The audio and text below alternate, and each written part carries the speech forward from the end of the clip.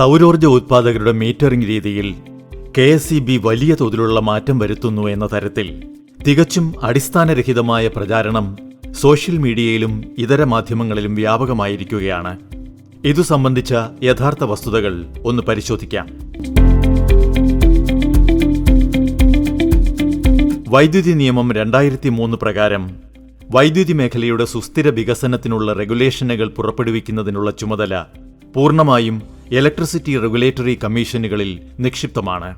ഇക്കാര്യത്തിൽ KSEBക്ക് യാതൊരു അധികാരവുമില്ല. സംസ്ഥാന വൈദ്യുതി റെഗുലേറ്ററി കമ്മീഷൻ പുറപ്പെടുവിച്ച renewable energy and net metering regulations 2020 കാലാവധി 2024-25 സാമ്പത്തിക വർഷത്തിൽ അവസാനിച്ച സാഹചര്യത്തിലാണ് 2025-2029 വർഷത്തേക്കുള്ള റെഗുലേഷന്റെ കരട് റെഗുലേറ്ററി കമ്മീഷൻ പ്രസിദ്ധീകരിച്ചത്. കരടിന്മേൽ പൊതുജനങ്ങളുടെ അഭിപ്രായം ഉൾപ്പെടെ തേടിയതിനു ശേഷമായിരിക്കും കമ്മീഷൻ അന്തിമ റെഗുലേഷൻ പുറപ്പെടുവിക്കുന്നത്.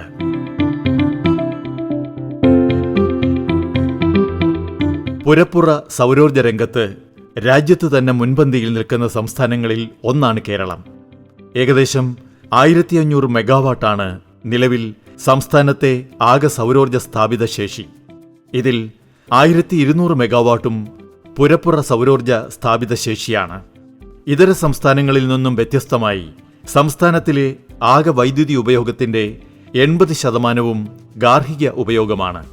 സ്വാഭാവികമായും വീടുകളിലെ വൈദ്യുതി ഉപയോഗം പകൽ സമയത്ത് താരതമ്യേന കുറവായിരിക്കും. എന്നാൽ പകൽ സമയത്തെ ഉപയോഗത്തിന്റെ 10 മടങ്ങാണ് രാത്രി സമയത്തുണ്ടാവുക. രാത്രി സമയത്തെ വൈദ്യുതി ആവശ്യകതയുടെ 70% പുറത്തുനിന്ന് വാങ്ങിയാണ് KSEB നിറവേറ്റുന്നത്. ദേശീയ തലത്തിൽ തന്നെ പകൽ സമയത്തെ വൈദ്യുതിയുടെ വില താരതമ്യേന കുറവായിരിക്കും.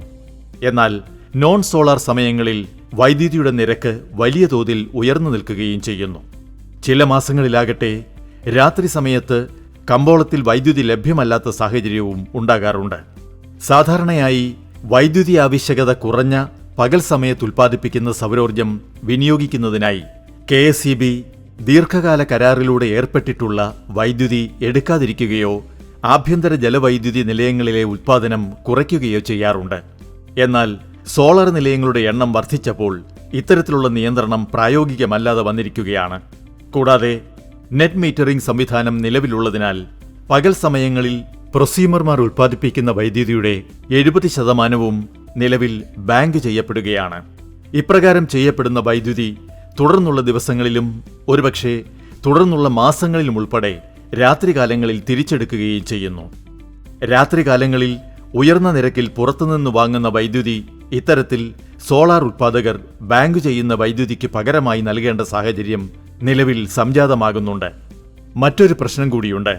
പകൽ സമയത്ത് വലിയ തോതിൽ സോളാർ വൈദ്യുതി ഗ്രിഡിലേക്ക് വരുന്നത് വൈദ്യുതി ശൃംഖലയുടെ സ്ഥിരതയെ തന്നെ ബാധിക്കുന്ന നില സൃഷ്ടിക്കുന്നുണ്ട്.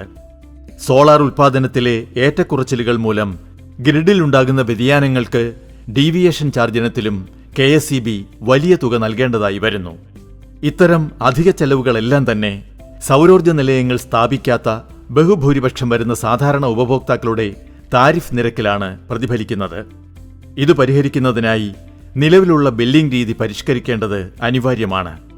പകൽ സമയത്ത് ഉയർന്ന വൈദ്യുതി ഉപയോഗമുള്ള നിരവധി സംസ്ഥാനങ്ങളിൽ ഇതിനകം തന്നെ പ്രൊസ്യൂമർമാർക്ക് മറ്റ് ബില്ലിംഗ് രീതികളായ നെറ്റ് ബില്ലിംഗ്, ഗ്രോസ് മീറ്ററിംഗ് തുടങ്ങിയവ നടപ്പാക്കിയിട്ടുണ്ട്.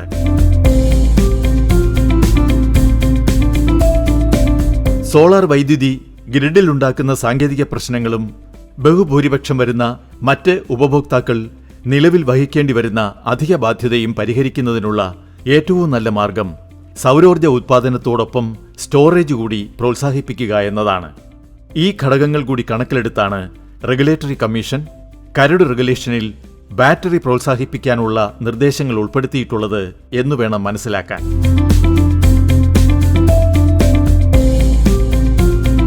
ഇല്ല, സംസ്ഥാന വൈദ്യുതി റെഗുലേറ്ററി കമ്മീഷൻ പുറപ്പെടുവിച്ച കരട് റിന്യൂവൽ എനർജി റെഗുലേഷൻ 2025 പ്രകാരം നിലവിൽ നെറ്റ് മീറ്ററിംഗ് രീതി പിന്തുടരുന്ന എല്ലാ പ്രൊസ്യൂമേഴ്സിനും തുടർന്നും നെറ്റ് മീറ്ററിംഗ് തന്നെ തുടരാവുന്നതാണ്.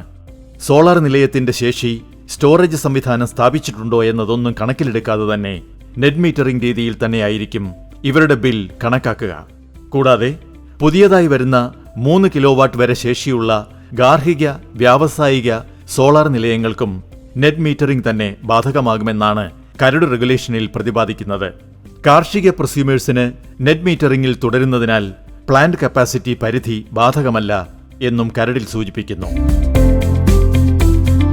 വസ്തുതാവിരുദ്ധമായ പ്രചാരണങ്ങളിൽ വഞ്ചിതരാകാതിരിക്കുക.